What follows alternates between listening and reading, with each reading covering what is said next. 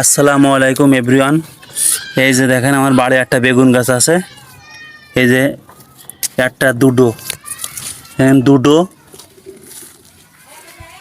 তারপরে তিনটে, চারটে, পাঁচটা, ছয়টা, সাতটা, আটটা।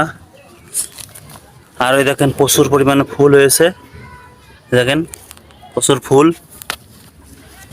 আরও এই গাছ থেকে না হলেও এবং তো 10 কেজি বেগুন তোলা হয়েছে। আমি বাজার থেকে বেগুন কিনা হয় না, এই গাছ থেকে প্রচুর পরিমাণে আমার বেগুন হয়। এই গাছটা এর আগে প্রচুর বড় ছিল, এখন ডালপালা শুকায়ে একটু ছোট হয়ে গেছে গাছ।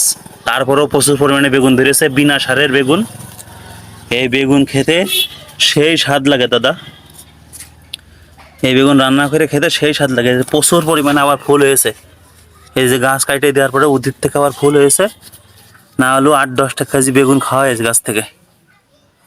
বেগুন আমার বাজার থেকে কিনা লাগে না।